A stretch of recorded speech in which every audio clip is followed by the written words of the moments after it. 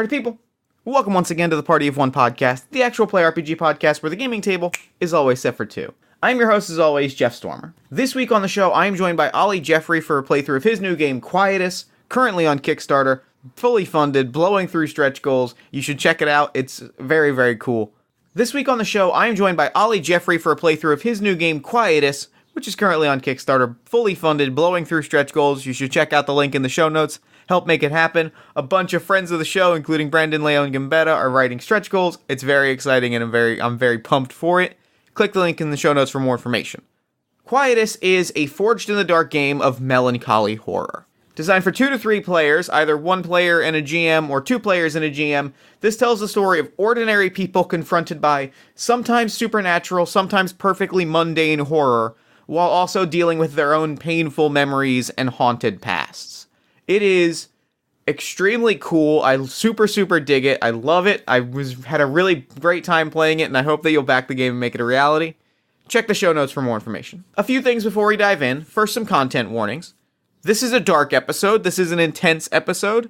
We lean into the horror in a big way. It is heavy stuff, and that should be noted before you dive in. Some specific content warnings. First and foremost, the persistent theme of the story throughout is violent, toxic masculinity. Know that going in. Also, wealth disparity and some classism is a persistent theme throughout as well. There are some detailed descriptions of violence, specifically stabbing and strangulation. And lastly, the episode is set at a resort with some brief discussion of the sort of problematic political elements of a resort in sort of a tropical climate. Those are your specific content warnings. Know all of those things before you go into the episode.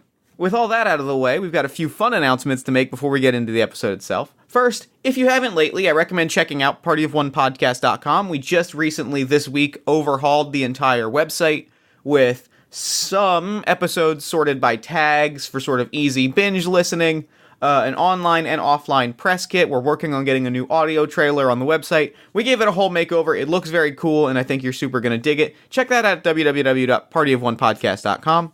And also, a reminder that I will be at the Philadelphia Podcast Festival doing a Party of One live show at Tattooed Moms, my favorite bar in the city of Philadelphia, in a few weeks.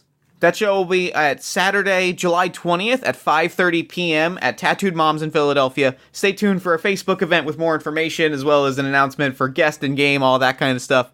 But keep that on your calendar, because it's going to be a great time, and I hope to see you there. And with all that said, let's go ahead and throw it over to me in the past so that he can get started with the show. Take it past me. Thanks, future me. This week, I am sitting down with Oli Jeffery. Oli, thanks so much for coming on Party of One. Thank you very much for having me. It's a pleasure to be here. So real quick, at the top of the show, why don't you tell us what we're going to be playing this week, as well as where people can find it and support it online? Okay, we are going to be playing Quietus tonight. It is my one-shot RPG of melancholy horror. It is a hack of Blades in the Dark, although it's moved fairly far away from that now to kind of strip it down for one-shot play. It's a game that's inspired by very dark and very emotional horror movies like The Strangers or Oculus, or even going back into the 70s for kind of Don't Look Now. And it's going to be coming to Kickstarter this June, which should be around the time this episode goes out. Yes, you can find a link to the Kickstarter in the show notes. Go and back the game after you listen to the episode, because I think, I'm a big fan of... I don't like, I should say I like 2 kinds of horror, and I don't. There's a gap in between that I don't care for, which is I like trash, where if it's going to be violent or aggressive, I just want it to be like midnight grindhouse horror. Absolutely, yeah.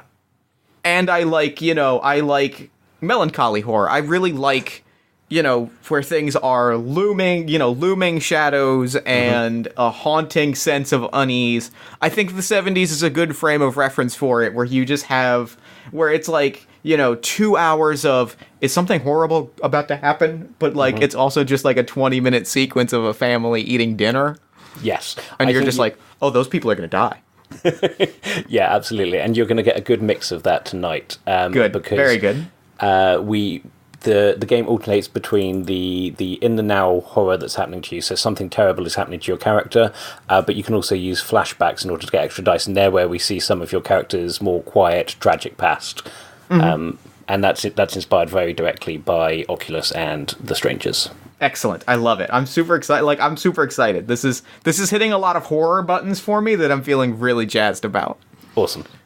So, why don't we go ahead and dive in? I know there are some sort of questions to set the scene and establish my character. So character generation in Quietus is just handled via a few questions. You don't have sort of varying stats. There's some scores to keep track of, but everyone has the same scores. So we'll go through those questions now. So the first question is, you're somewhere isolated. Where? Tell me about the place. I'm by myself in the Golden Daiquiri, which is the poolside bar area of a very tacky, very kind of inauthentic, faux authentic, like, resort spa called the Siren Song Resort. The Siren Song Resort is this, like, it is peak trash resort, and I was flown here. I'm here for what should be an office retreat, but I'm kind of at the moment by myself in sort of the bar area, kind of, not quite, but kind of quarantined off a little bit. Okay. The next question, which we've semi-answered, but I sense there's some more details there, is why are you in such an isolated place? So, the company that I work for, I am an app developer for an investing app called Gecko, Geko. Nice. Thank you. They were flying the whole company out to this resort for like a weekend retreat getaway type situation, a lot of team building exercises, and like I flew in a day early because I don't really get along with my coworkers and I didn't want to fly with them. Okay. So I wanted a little bit of me time before being around my coworkers for 3 days. Why is it that you don't get on with your coworkers? I don't know. I just don't really get them. We don't get along. I don't know. I feel like I didn't really come from, like, the tech space. I kind of came in from the sort of financial half of the equation. Okay. So maybe you're a little brash for them? A little brash, and just kind of... Everybody kind of hangs out, but I don't feel like I really am invited to hang out with them. Okay, and yeah. I don't know. I just don't really fit in with them, and I don't really fit in... I just don't really get them, and they don't really get me, so it's rough. So, what is your character's name? My character's name is Matt Travolo. Matt Travolo, okay, cool. And what does Matt look like? Matt is in his early 40s. He kind of has slicked back, like, salt and pepper hair. He's a little sweaty. He's kind of got, like, he's got a tan at this point that is, like, teetering on sunburn. Like, it's kind of waffling back and forth depending on how long he's outside. Yep, okay. Yep. But yeah, he looks, you know, you wouldn't pick him out of a crowd. Okay. And here's where we get to some of the juicy stuff. Something went wrong yesterday. What was it? So, like I said, I'm kind of here early, so I was sort of hanging out, and everybody, like, all of the staff got sick kind of out of nowhere, and it just sort of, it sort of was it felt like one of those flash bugs where kind of everybody just gets hit, and then theoretically, like, you know, 8 hours later, everybody should be fine, but it's been the next day, and they kind of were like, hey, we're sorry for the inconvenience, we don't really have anybody to, like, take care of you, so here's some, like, here's some ready-made meals, and, you know, enjoy this section of open bar, so I'm kind of, like, they kind of just left me on my own in this bar space. Figuring how much can you possibly drink in 2 days. Yeah, and so, like, but, like, everybody that's sort of supposed to be working here is out sick, and I've kind of been cordoned off in this little, like, section of the bar and the pool. Oh, so even when your coworkers arrive, they won't be able to come straight in because you potentially have this virus as well. Yeah, I'm not really sure what's going to happen when they get here. I know they're supposed to be flying in today or tomorrow, but like I don't even know if they're going to be cleared to land on the island, honestly. Yeah, okay, cool. And there should be somebody else nearby. Sorry, we're going to have to edit this. Have I asked this question, or was this part of the something went wrong yesterday question? No. I have an answer to this question that is about my coworkers. So the next question is, there should be somebody else nearby, but there isn't. Where are they? So, like I said, I flew in before my coworkers, and they are currently, the last I saw, I mean, they didn't tell me, because they don't tell me anything, but I saw on Twitter that they were at an island airport, like, about a 2-hour hop skip away, so, like, but they're not on their way. They're at this island about 2 hours away, and as far as all the staff, your guess is as good as mine. Okay, so you're kind of completely on your own in this resort hotel. How big a resort hotel is it? It's not especially large. Like they have me in, they have like I have one kind of like 2-bedroom bungalow, and then kind of access to the pool, and then the bar, which has like maybe a half a dozen tables. An outside dining area, so not especially large. A few buildings and a pool. So it's really quite a scuzzy resort hotel then. Yeah, well, and then there's like the larger hotel that I'm not technically allowed in because that's where they're kind of treating all of the staff at the moment. Okay. So this is kind of my little area that's been for the last like half a day to a day. And so that's where all the staff have been whisked off to. They've been whisked off to the main body of the hotel. Okay, cool. Yeah. And the final question, and depending on how comfortable you're feeling, you can either answer this in character or as yourself, as Jeff. What are you most afraid of? The answer to both is kind of the same, and it's the water and its undercurrents. Okay. I am uncomfortable with like the idea of riptides and being underwater. It rises my anxiety. It has always been that way, and I don't really know why. It is an irrational fear of water. Okay, I get that. Riptides can be terrifying. So you said it's a resort hotel. Are we somewhere warm? Are we somewhere near the beach? Yeah, it's warm. It's like it's somewhere. They say it's in the Caribbean, but like I can't prove whether or not we're in the Caribbean. But like it's kind of like warm and sunny. But like Caribbean I don't know adjacent. If necessarily. Yeah, I don't know if my company would have sprung for the Caribbean, but like we're in a warm and sunny place. Yes. Okay. Cool. Okay, that's great. I'm gonna ask you something outside of the podcast, which is how much do you want to play up the virus aspect? That's fine. Go for it. That's fine by me. Okay, cool. But I just wanted to make sure, because I had another idea for who the killer could be, and I just wanted to make sure that wasn't key to your... No. I whatever you want to go with, go with. I was thinking about like locations, and I was like, if I was like that kind of trashy like resort is creepy to me on like a good day. So being alone in that space just made me uncomfortable. Yeah, absolutely. Okay. So the way that Quietus works, would be the kind of the first act of the movie and the introductions to everything. That's handled in those character questions that we've just done there. So in terms of pacing, we're going to leap straight into what would be kind of the start of the end of the first act, start of the second act. Sure. Cool. So you wake up and you've passed out on one of those kind of lounges nearby, and that sunburn that was that tan that was threatening to become a sunburn has fully gone that way now. You kind of wake up and you're immediately stinging. There's a couple of bottles nearby you that you've drained and hence passed out. And because you stopped drinking this afternoon and have just kind of like slept since then, it's about maybe like 9 o'clock now. So the sun is just starting to go down because your company didn't spring for you to come here during winter. You come here kind of out of season. Yeah, right. And your hangover has hit you whilst you're conscious, which is the worst time for a hangover to hit you. Right. Yeah. And it's kind of cold because it's those broad open skies, so like a kind of like a desert. It's just boiling hot during the day, and then at night, because of the same thing, there's no cloud cover. Just that heat just goes straight back up. So you kind of wake up shivering. Right. What do you do?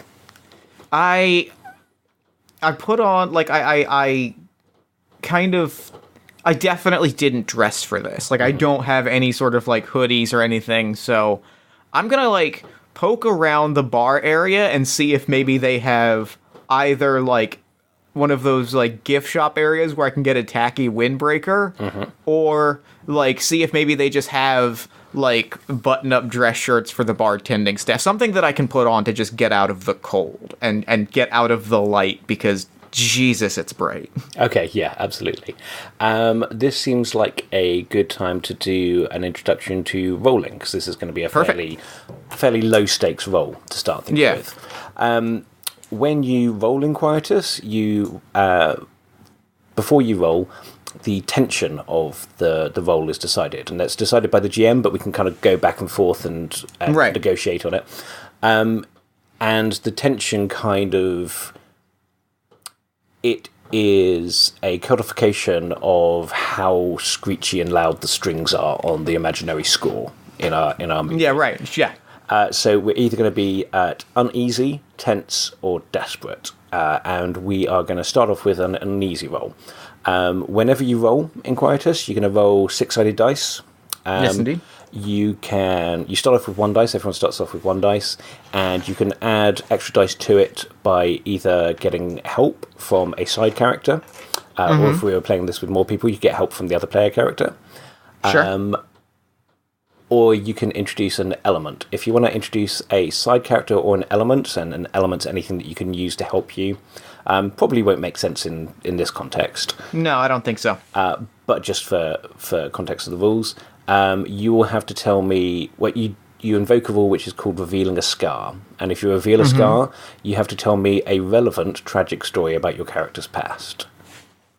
Cool.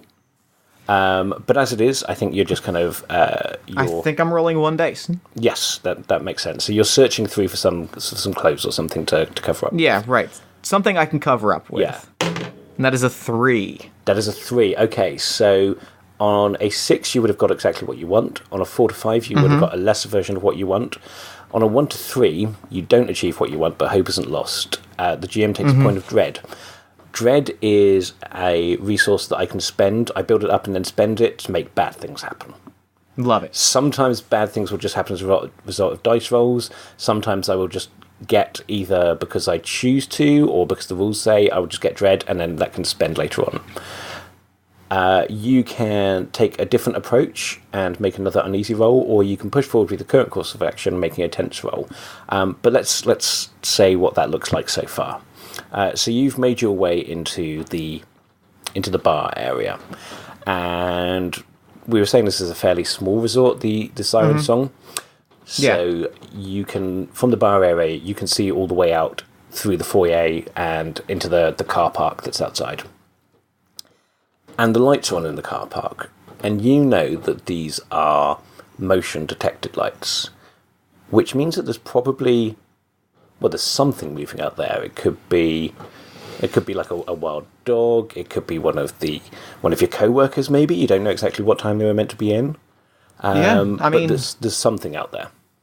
I think the second I see the lights, like, I start moving towards it almost a little guilelessly, like, because I mean I've been by myself now. You know, like I kind of intended this trip to be a little bit of alone time, but like the kind of alone time where you're still kind of around either other resort people or staff. You know, I didn't really want it to be kind of locked away by myself. Yes, this is more like solitary than alone time, isn't it? Yeah, so I'm immediately gonna, like, you know, be like, and like grab like a bottle of liquor, like to or like a bottle of champagne, and be like, okay, cool, great, and I'm gonna like fix my hair a little bit and like immediately kind of head outside and look around to see what's out there waiting for me. Okay, great. So you grab that bottle of champagne. And to just clarify something on elements, if you want to use that bottle of champagne to give you an extra die at any point, so if you want to use it as a weapon or something like that, then you would need to tell me a sad story about a bottle of champagne somehow. Okay. If you just want to have it, then you just have it, but it doesn't do anything in the mechanics, but you can have it in the fiction. Love it. Okay, so you head out and you're trying to find whoever has set off those motion detected lights, yeah? Yeah. Okay, let's have another uneasy roll there. Okay. I might call this tense because of the fact that I'm, like, so kind of running into it. Yeah, that sounds good. And I don't think I'm going to add anything to it yet. I'm trying to decide if I want to add a second thing to it. On a tense or desperate roll, you can also push yourself. And that's another way of getting an extra die. If you have a look at the character keeper, did I send you the character keeper? Yes, you did. I did, great. Yes, okay. you did. If you have a look at the character keeper, you'll see you have a score called anxiety. Whenever you push yourself on a tense or desperate roll, that's going to raise your anxiety by 2. Whenever you reveal a scar to get an element or a side character involved, that's going to raise your anxiety by 1. Okay. If your anxiety ever hits 10, you panic. And what that means is you can only make desperate rolls. And that's both a mechanical thing, so you can only ever roll on the desperate roll kind of difficulty level.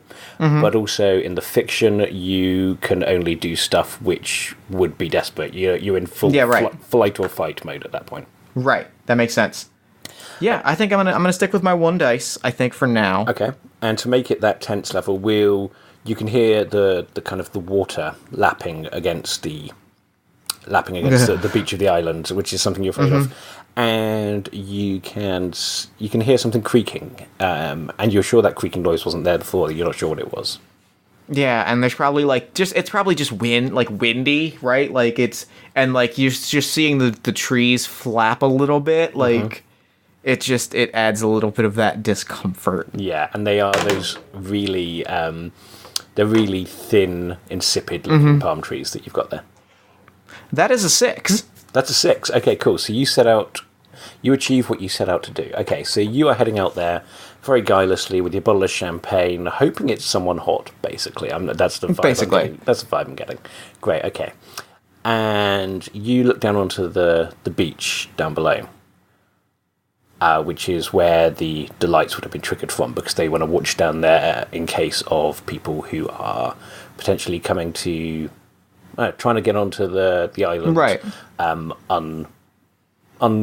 Unwanted people that they don't want there, because this is one of those island resorts where you stay in the resort and they try and keep all of the actual people who live there out. All of the people that live on the other islands aren't welcome, and it's kind of like they're driven off with guns. Basically, it's this very fun version of the Caribbean that you have, where it's basically 100% white people who've paid to be for there. Sure. Yeah. Okay, so you look down onto the beach, and there is a boat on the beach. Just a little small dinghy, and there's a man there, and he is tethering the boat to a little mooring shaft that they've got there, a little mooring pole. And I immediately see that, and I look back to the hotel, and I think about, like, should I let that... No, they're probably come to let me know about people. I'm just going, hey, hello, welcome, ahoy. I'm gonna wave the bottle of fake champagne at them. You're so friendly. I love this. Okay, yeah, it's very much domestic cheap champagne. It's not actual champagne. The guy down at the beach, you can't really see what he looks like, except for you can see very much he doesn't look like he's dressed for the weather at all. You said you weren't dressed for the weather, in that you had underdressed. You were kind of out there in your swim trunks, and now you were trying to find something to cover up in. He is the exact opposite. He is wearing what looks like a full suit. Okay. Okay. probably from corporate. I'm gonna head down there and it probably has and like start heading towards him as I'm like waving him down.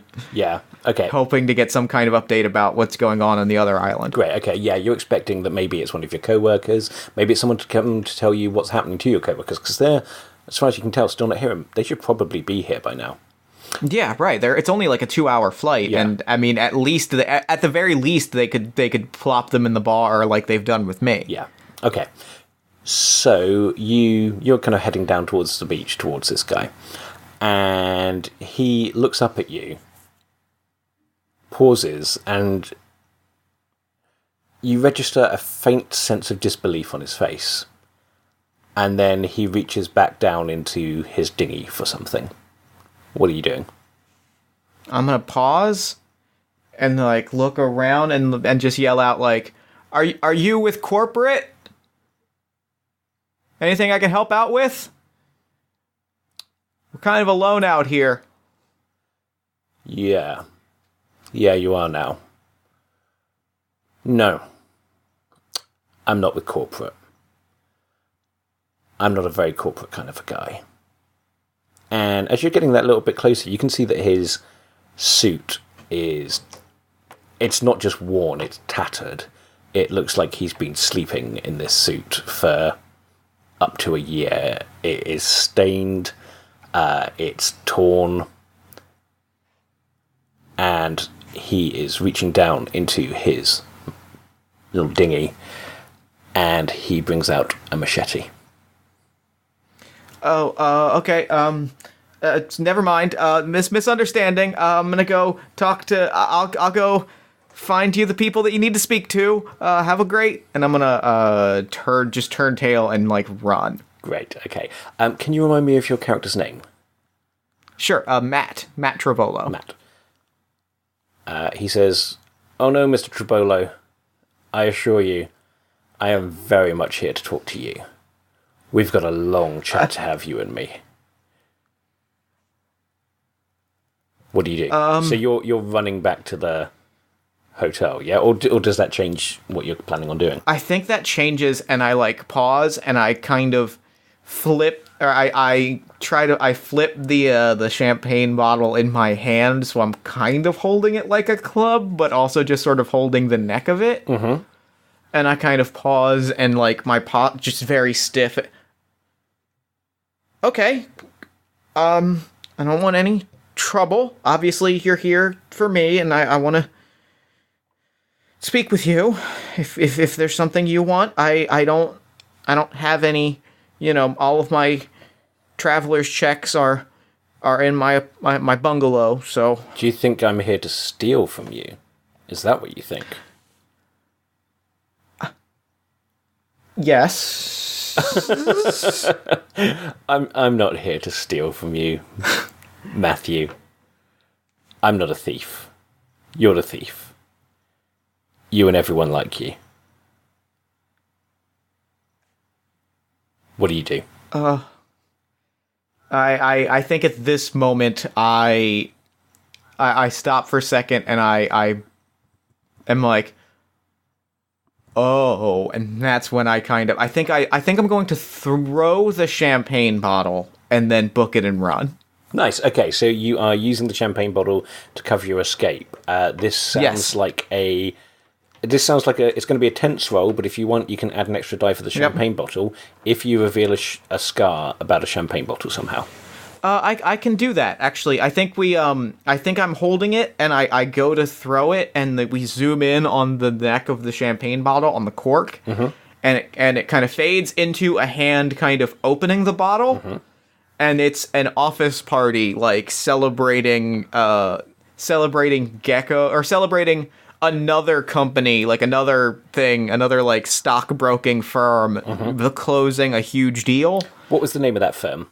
That firm was Johannes and Crawford and Johannes and Crawford Partners. Lovely, thank you. It is Johannes and Crawford is celebrating a huge signing, and we pan over, and in like a back boardroom is two people sitting with Matt. Matt his back is to the camera, and we just see it through a window, and they're just quietly talking, and one slides a folder over, and Matt's shoulders slump, and, like, he quietly looks around, and goes, and, like, a security guard walks up to him, and he's not even given a chance to, like, take out his things. He's just kind of quietly walked out while everyone else is celebrating this, like, wonderful big event. Oh, that's so sad. But it does get you an extra die, so that's good. So you now have 2 dice. You can push yourself if you want. So that revealing that scar raises your anxiety by 1. If you want to push yourself and get the 3 dice, you can raise your anxiety by another 2 to get that, so that would be 3 in total. I will do exactly that. So that puts my anxiety up to 3. I'm rolling 3 dice. That's a 2, a 2, and a 5. 2, a 2, and a 5, so that is a 5 overall. So you achieve what you set out to do, but suffer a consequence, or the GM can take a point of dread. I am at this point just going to take the dread, and I'm going to let that build up slightly. So are you rushing back to the pool? Are you rushing to the hotel? Which way are you going? I think I'm running back towards I'm running towards the hotel. Even though they've kind of told me to stay clear of the hotel, I'm just, like, booking it because I need to find some sort of security. Absolutely. Okay, so you rush back to the hotel and you achieve what you set out to do. So you're going to get there, and you are out of sight of the guy who's coming up the beach towards you, and he doesn't seem to be, like, particularly interested in chasing you quickly. When you think about that, when you think about why he's not chasing you quickly, it kind of makes your stomach sink, because you realise that there's nowhere for you to run, effectively. You're on a small island. It's probably no more than, like a couple of miles wide at like a peak width. So is that too small? No, that sounds about right. So there's nowhere for you to run effectively, and that's kind of even worse, that he's let you get away because he knows he can catch up with you. That's awful. So you're at the door. What do you do when you get to the door?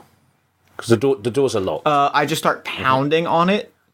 Yeah, I just start pounding on it, like, waving my arms and pounding on it, hoping to get, like, the attention of somebody, even if it's security, to tell me to go back to my little area. I just want to get someone's attention. Now, if you want to introduce a side character, by default, the only characters in a game of Quietus are the main characters, so Matt in this case, and the killer, whoever the killer is, or whatever the killer is, because you can do, like, supernatural horror and that sort of thing as well.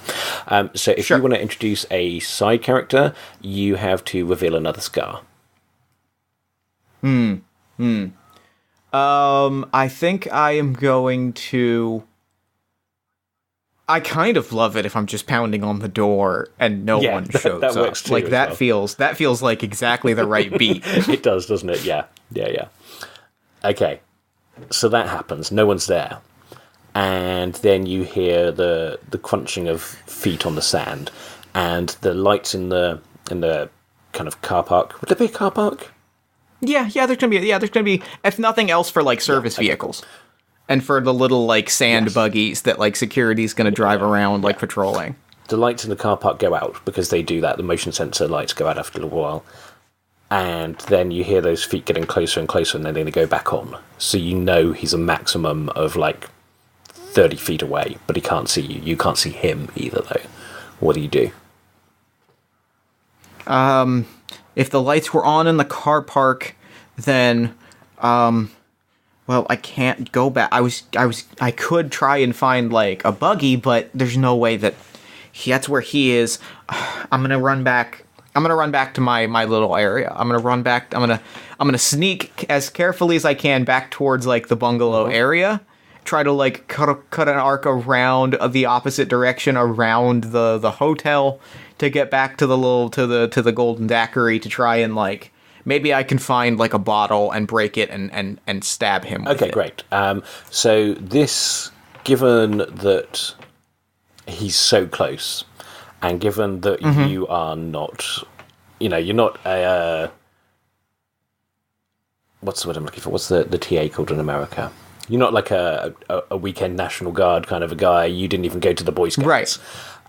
So you don't have any real experience of sneaking about like that. So I'm going to call this a desperate roll at this point, because I think in the imaginary movie that we're having, we can see both of you, but you can't see each other because it's kind of like a wide shot, and we know that he's getting closer and closer to you.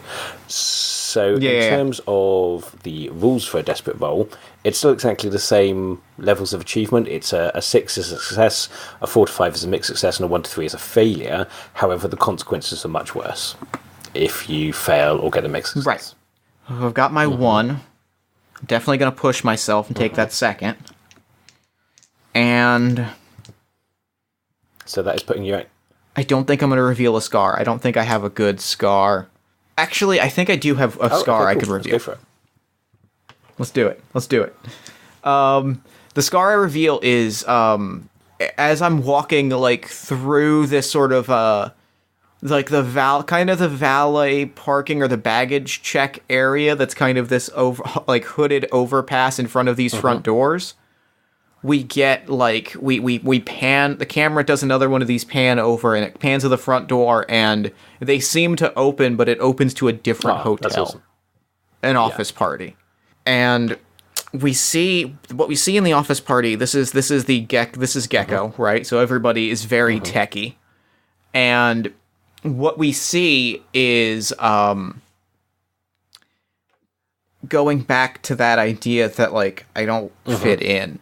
Everybody is laughing and everybody's talking and people are walking by, and there's just this long shot of Matt kind of looking around, drink in his hand, shaking it ever slightly, and just being like, no, okay. And like everybody is just sort of, and it's almost this feeling of you would almost not think he was there, and it's sort of, you get the sense that he is just quiet and just sort of is just there to fill up space, and it feels like this might actually be a time when being quiet and just there to fill space might be exactly what he needs. Okay, great. I think because you are making more direct plans of trying to either get away from whoever this is or find some way of combating them. So if you get a success or a mixed success on this roll, that is going to raise your hope by 1. Now, hope Quietus is a score which is, if you're playing with 2 players, because it's a 1 or 2 player game plus a GM, then it's shared between you. If you're playing by yourself, then it's just you have it yourself. And once you get to 5 hope, you escape or kill the killer or whatever makes sense in the fiction. However, on the flip side of hope, you also have despair, which is something that you get as the result of failed rolls or dread. If you get to 5 dread, then your character is dead. That rhymed, which made it sound a little bit silly. I love it. That's but it is a good way of remembering it. No, I think it's fantastic. That's perfect. Oh my god, I love success and fail tracks in role playing games. So I'm like, excellent. I love this. And the thing about dread is it's not hit points, so you can be perfectly fine up until that 5th one, at which point it's over for you. Yeah. That's a 1. That's a 2. And that's a 3. Okay, so even with 3 dice, we've got a failure there. So you don't achieve what you set out to do, suffer a severe consequence, and you raise your despair track by 1. So what I am going to do there, I can take, instead of the severe consequence, I can take 2 dread. So what I'm going to do is I'm going to raise my dread to 4, and for 4 dread, I can raise your despair. So I'm going to raise your despair twice there. So can you describe to me how you were attempting to sneak across this court and avoid this guy who seems to know your name and you don't remember? I'm just sort of like creeping as best I can and just sort of like staying low, kind of moving among bushes and big giant potted plant displays, and trying to move slowly and carefully as I try and like navigate around this area.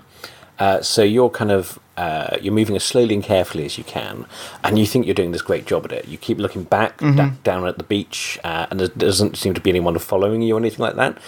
You might even make it out of this, and then you turn around the corner, and he's standing right there in front of you, and he's cut you off. Frick. That's good. That got me. Like, I knew it was. That was one of those good horror. Like, I knew it was coming, but it was good. Like, you're like, yep, he's gonna be right around the cup. There he is. God, yeah, you never walk backwards in a horror film. It's a terrible idea. And when you are up close to him, you can see him in full detail. He is pretty filthy, and he's really thin. It looks like he hasn't been eating properly in ages, and it looks like he's just been sailing. That you don't know how long he's been in that little dinghy. And his clothes are filthy, and there's a stench coming off of him, and you can also see that there is some blood on him. Matthew, you said you wanted to talk to me, and he grabs your shoulder and pushes you up against the wall, and yet here you are, running away, just like you ran away from the mess you left. Just like all those emails, all those voicemails. You want to talk to me? Why does your secretary keep telling me you're out? Why do you never... I'll tell you fucking why. Because you know this is your fault. Do you recognise the guy at all? I think, like, almost. I think it's one of those I've seen you in a hall faces. There's one of those moments of, like, I couldn't put a name to it, but but like we probably get like a close up as like I'm up against the wall, a close up, and I'm like, but are you? I you know, and like I think if you know, I think in better circumstances I might have been able to put a context to it, but right now I think at best I'm like, I'm sorry, I'm sure there's an understanding. Do you mean to say you don't know who I am? You forgot me. This is just typical you. And he starts like pacing around, kind of ranting. And it's kind of, it becomes more emphatic, and he's waving this machete around, and he doesn't seem to be waving it around in a way that's meant to be threatening. It's just that he's kind of gesticulating and has almost forgotten that he's holding a machete. This is just such typical you. You don't care. You don't think about anything. You're just living from moment to moment. You're like a goddamn cat. As long as someone feeds you, as long as you're warm. Fuck everybody else, right? I'm sorry, Jeff, I should have checked. Can I swear on this podcast? That's right, isn't it? That's how you do business.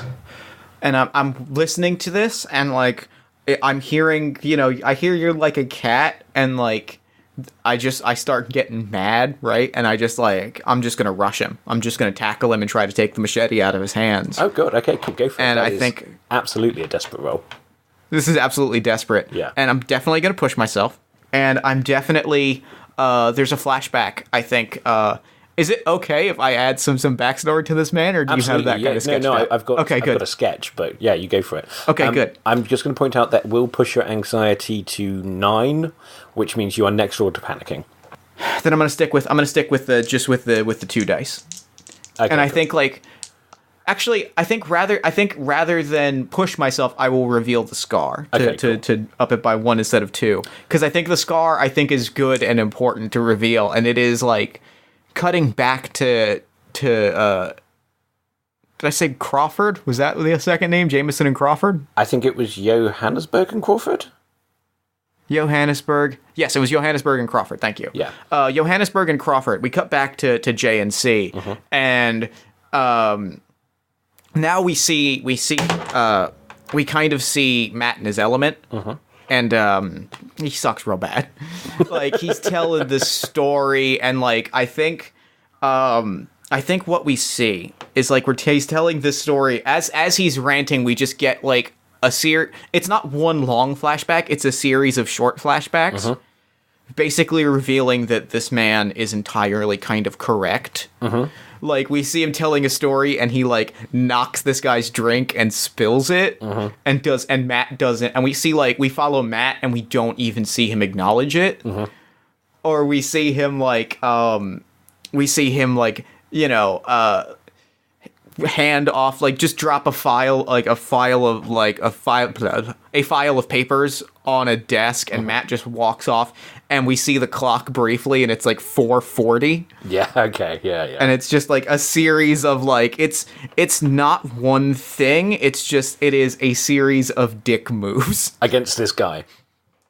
Yeah, okay. Against that all happen to be against this one person. Yeah, okay. Great. And a rule that I forgot earlier, you might want to edit this and put it back in when we first introduce an element. Sure. So when you introduce an element or a side character via a scar, they stay around, which is why they are... Yeah, you can get multiple uses out of them, basically. Okay. Whereas pushing yourself that gives makes you sense. that instant... just that instant gratification, kind of immediate extra die with no real justification for why it's there, other than you are pushing yourself in the fiction. Okay, so let's do that. Let's do that desperate roll. Okay. That is a 1 and a 6. That's a 1 and a 6. Good, okay, good for that second dice. It is, yeah, absolutely. So much like a feral cat, Matt actually has surprisingly good reflexes, and you barrel forward at this guy, who wasn't really paying attention for a second because he was just kind of gone into a rant, and slam his hand up against the wall, and he drops the machete altogether. What do you do?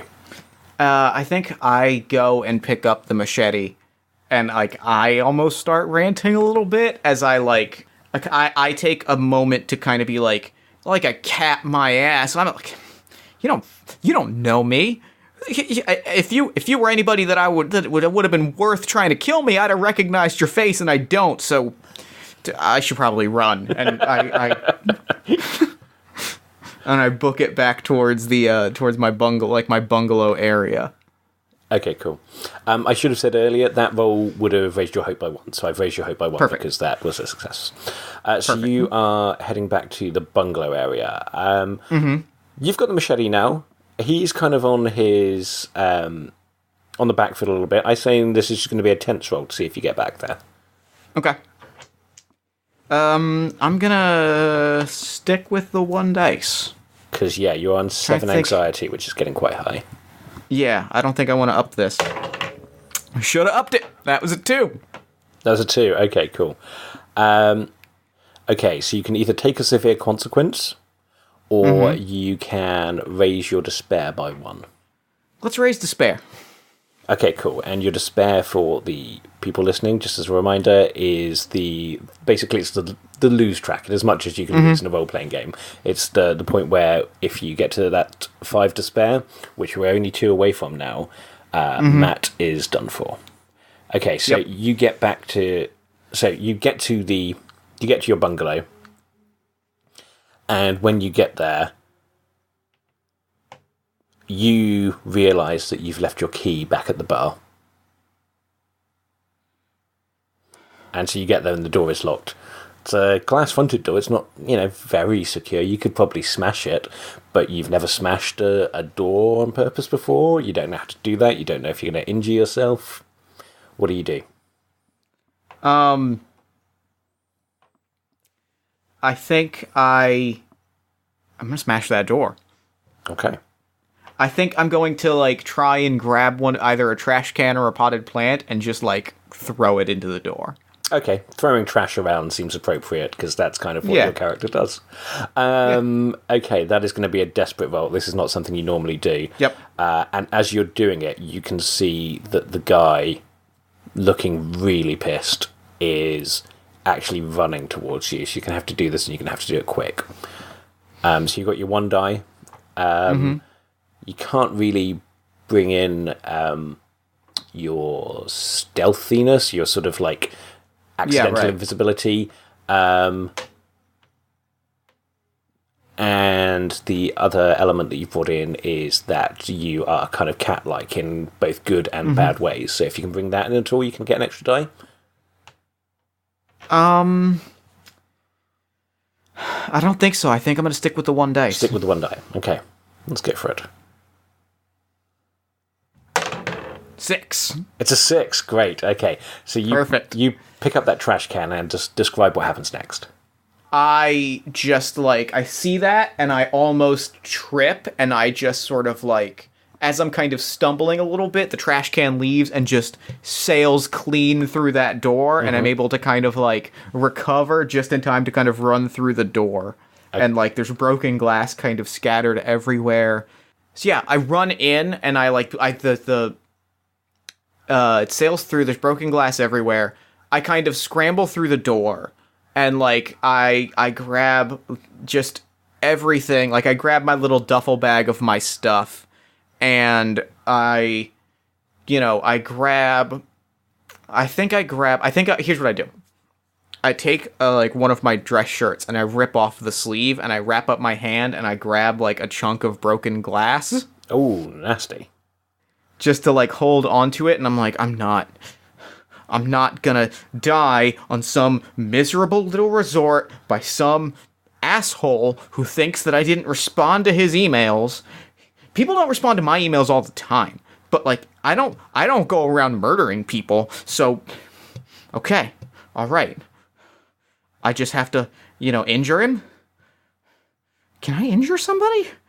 I have to. It's okay. Yeah, I just gotta stab him real quick and then run. I can make it to the docks, get a boat, and get out of here, right? Easy. Okay.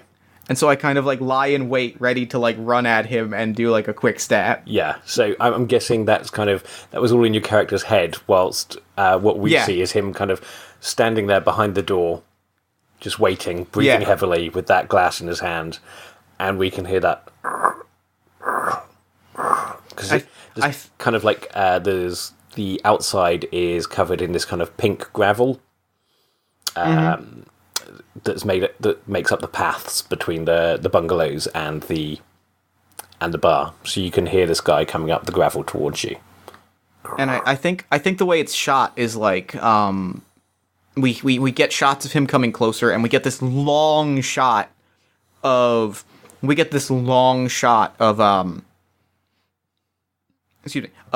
Matt hiding. Yeah. And we get the shot, and behind him, almost like an angel and a devil on a shoulder motif, we see Johannesburg and Crawford Matt in his tailored suit, and he's the one being you just gotta stab him and you gotta run. And then we see Gecko Matt, who is ruffled suit, slouching shoulders, I can't hurt anybody, I don't know. And we and we see the full scope of the fact that he's in this place where he's been knocked down a peg. Yeah. But maybe this is his way to get it back. Because I imagine, whilst this isn't my worldview, he's the kind of guy who would think that violently overcoming someone was kind of alpha behavior. Yeah. He's definitely you gotta man up, and you gotta take this guy down. And the guy's I don't think I have it in me, honestly. I don't know. And and he's very much trying to figure out where he fits into this. Yeah. Okay, cool. So Matt sucks. I hate him. He does. Okay, so you hear the guy get close, and you're just kind of psyching yourself up to kind of run out and stab him. Mm-hmm.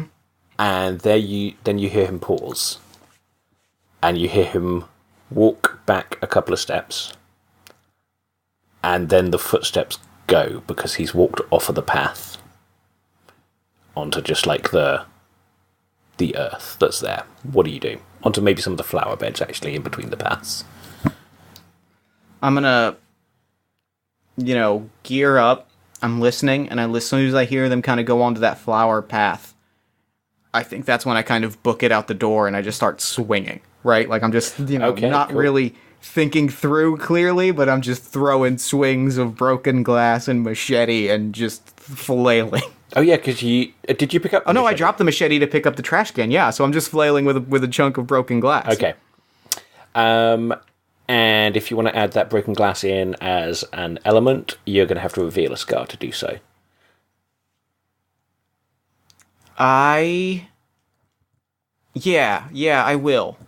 And I think it's that we come out of a meeting, like, I run through the door, and, like, the door frame is the exact side of the frame. I run through it, and we see me kind of stumble into a meeting at Gecko where, like, we just get a quick shot of, like, 3 different, like, getting chewed out meetings, and then we intersperse a shot of just, like, slamming on bathroom stalls and, like, having this, like, angry, like, fit in a bathroom of, like, getting yelled at and chewed out, and, like, they don't understand me, and so I'm flailing.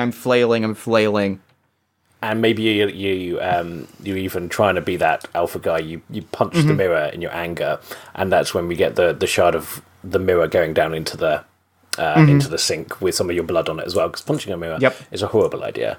Oh yeah, it's a terrible idea, and we probably get, like, it's probably a little bit of a tension breaker because we get that shot of him like, ow, ow, ow, ow, ow. Yeah.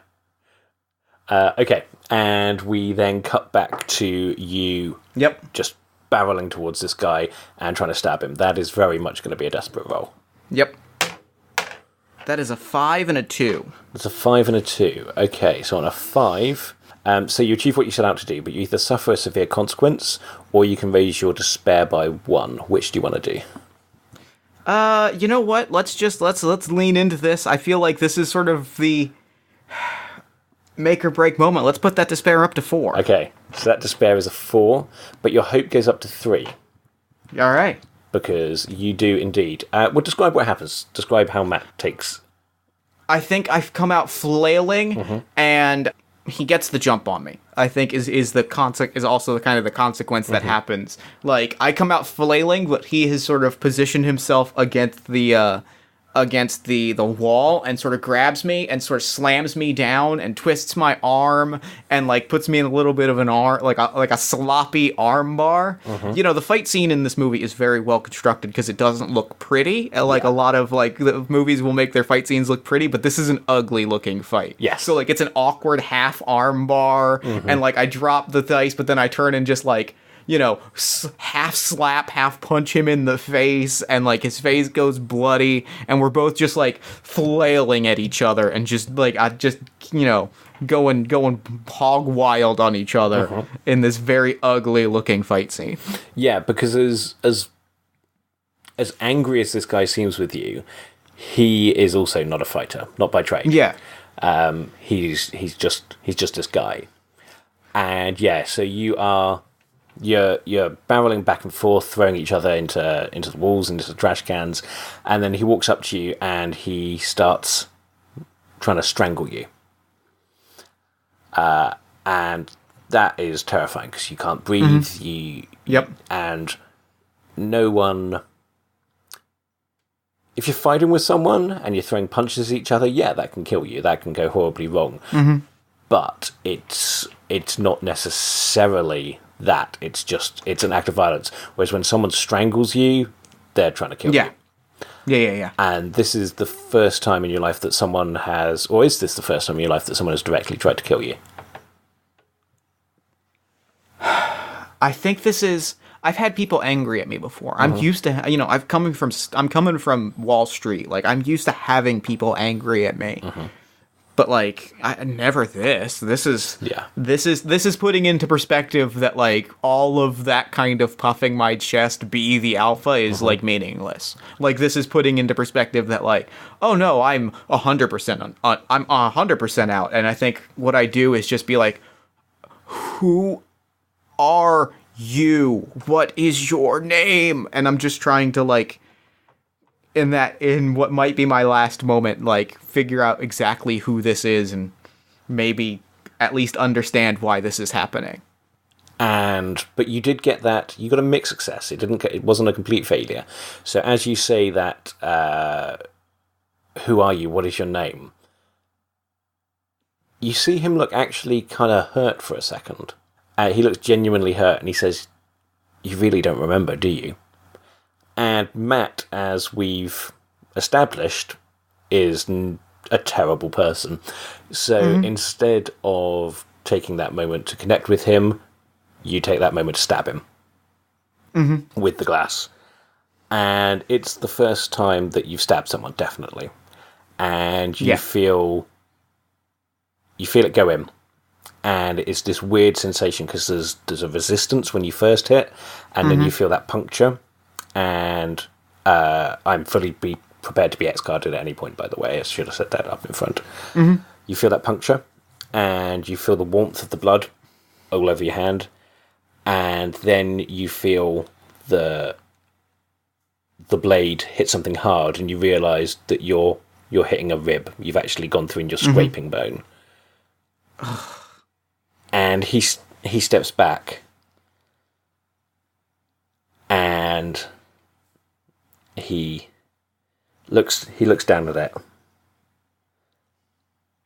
and he says, "Yeah, this is perfect. Obviously, this is always the way it was going to end. You can't fight the man, can you, Matt? Just tell me who you are, and we can get you help." You can't get me help. My name is Stephen Green, and you were my hero. When I joined Johansson and Crawford, you were the person. You find one person that seems to be doing well, and you emulate them. It's like my dad said, you look around and you try and find the asshole, and if you can't find the asshole, it's you. Well, I just saw brilliant people there, which means I was the asshole there, wasn't I? And that's how you treated me. And then when your decisions tanked the company, you ran off to some fucking Silicon Valley hipster Google shit. And what do I get? Nothing. No severance. Now no home. And here you are, you've stabbed me once more. Just not in the back this time. You're a son of a bitch, Matthew. What do you do? I step back and, like, I look at the blood on my hands and I'm just...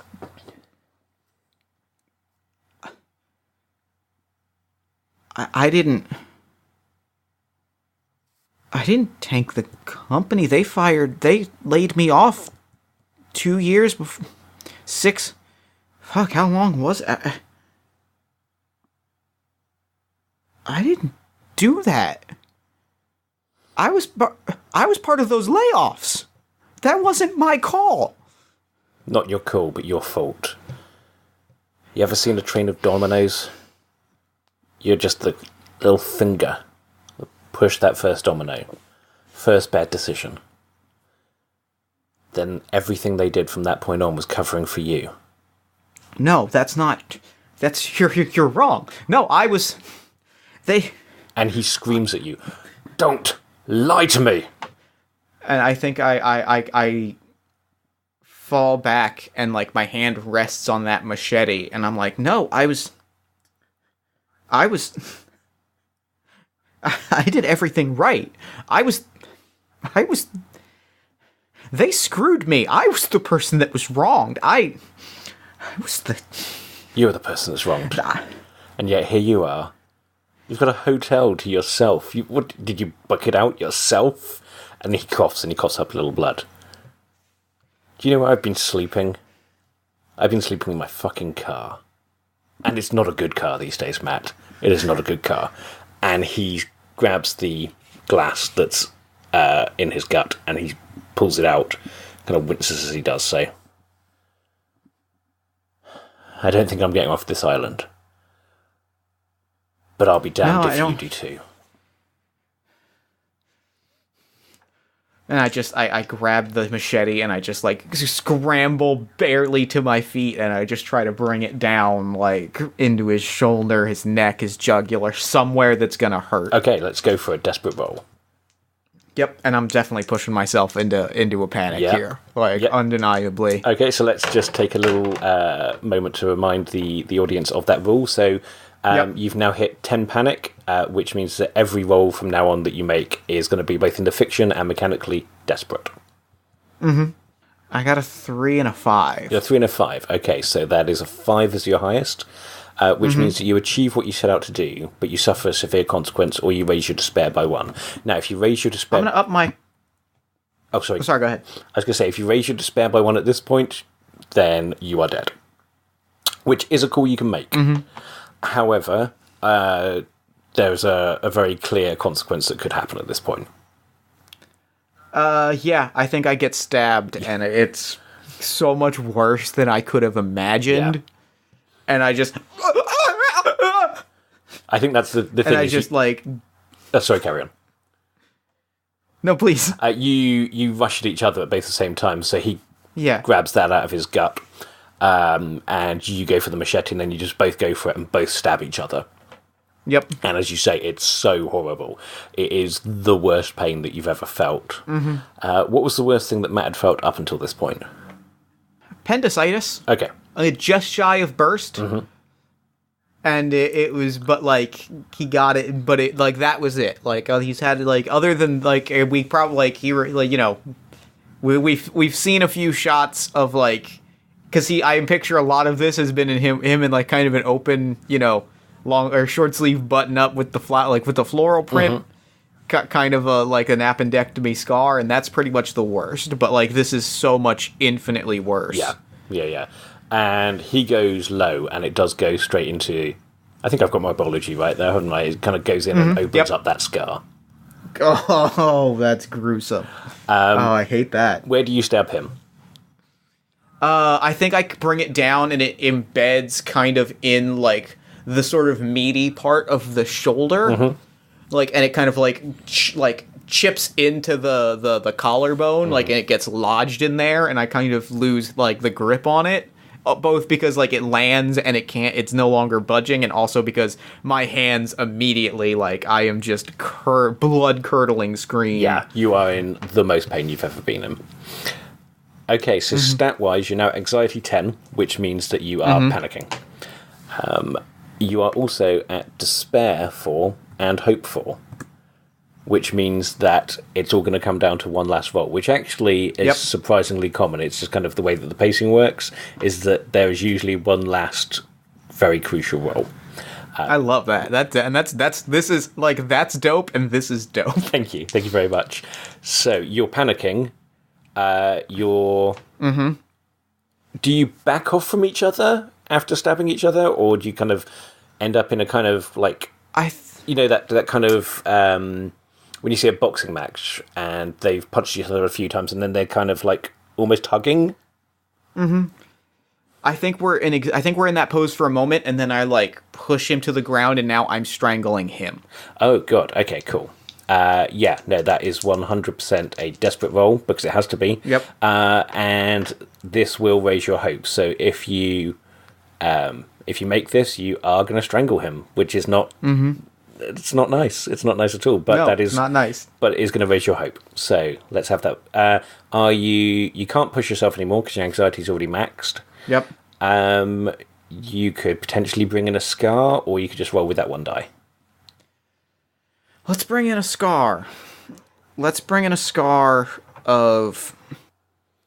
Now, this would have to be a scar related to strangling someone, so that could get very dark. So, if I bring in... Let me ask you this. If I bring in a scar that actually shows that, yes, he did 100% doom that shortchange that company, and he was 100% justified, and, like, all of this, would that be sufficient, or does it have to be kind of strangling specific? Normally it would have to be strangling specific, but I like the realization that actually it's the other way around, and you are fully the bad guy of this, and he is in some way the hero. A very much an anti-hero, but yeah, I think we can go with that. Okay, then yeah, I think we get a shot. I think he's strangling, and, like, I think that, you know, he's strangling, and we get it's the same kind of glimpses we got earlier, where it was kind of him being, like, cocky. We get shots of him in a boardroom being, like, we just trade on their pensions. It's fine. Like, we'll get the money back in the long term. We just, we bet on us. We bet on our company.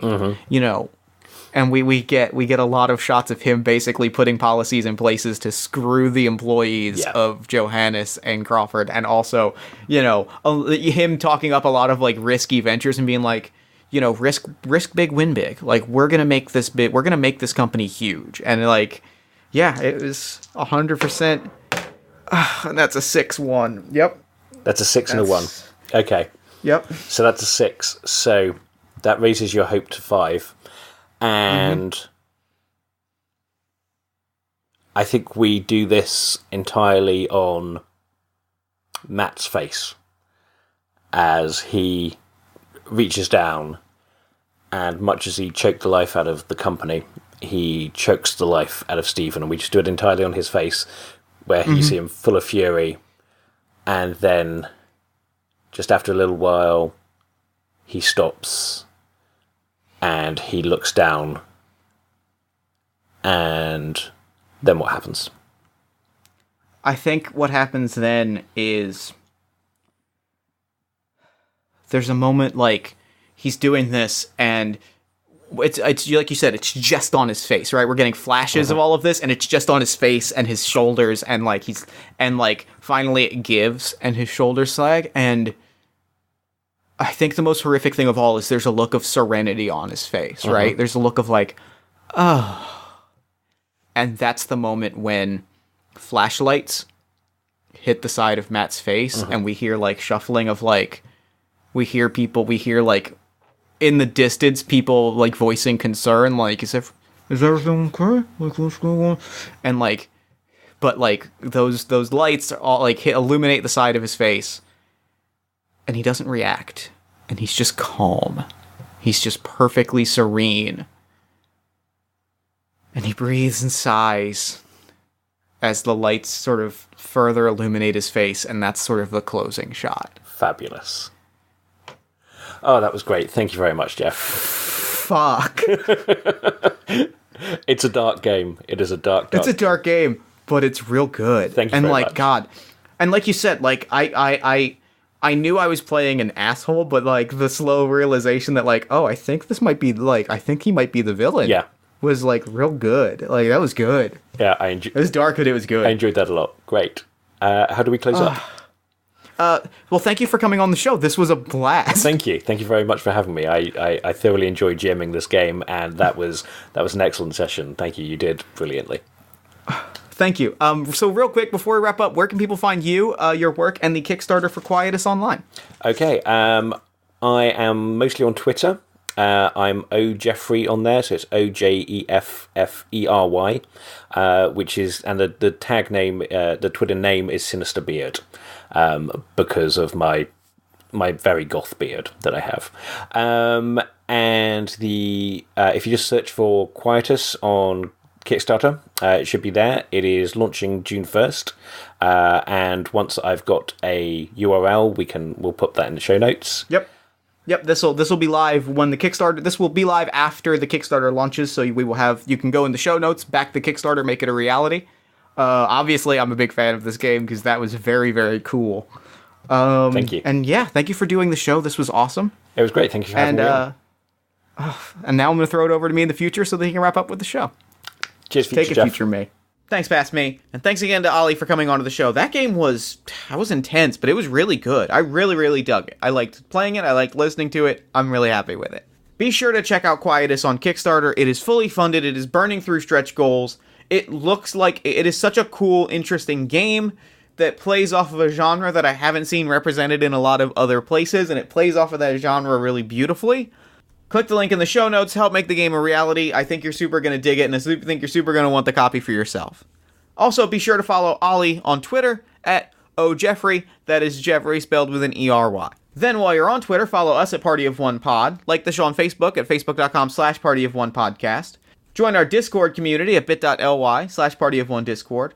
If you enjoy the show, consider leaving us a nice iTunes review, giving us a shout out on social media, or just telling a friend about the show. Those are the most effective ways to help new listeners find the show, which helps us do bigger, better, and cooler things, like live shows, like the one that we've got coming up on July 20th at Tattooed Moms at 5:30 p.m. That's going to be a lot of fun.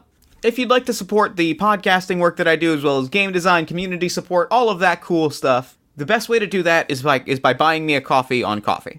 Go to ko-fi.com/JeffStormer. Buy me a coffee, throw me a few dollars. It is the most effective way to help cover hosting fees, equipment costs, all that kind of stuff, as well as just let me have kind of money on hand to pay for games, art, and, help with new projects, all that kind of stuff. And I always appreciate that. If you like this show and thought, man, I just wish I could listen to Jeff talk for another 45 minutes to an hour, boy, do I have a podcast you're going to love. All My Fantasy Children is a character creation, storytelling, world-building podcast on the One Shot Podcast Network, powered by you. Every week, my best friend Aaron Catano-Saez and I take a listener-submitted prompt, we spin it into an original fantasy character, and we populate a shared universe one story at a time. You can find new episodes every Friday at allmyfantasychildren.com. Party of One is produced and edited, as always, by Jeff Stormer and Jen Frank. All music for the show comes from the song Infinite Lives by Mega Ran, featuring the D&D Sluggers. If you'd like to inquire about advertising rates or about coming onto the show, shoot me an email at partyofonepodcast@gmail.com. And that's it for me. Until next time, thank you so much for listening. Remember to fight the forces of fascism every single day. Remember that self-love and self-care are radical and defiant acts of resistance, and as always, party on, everybody.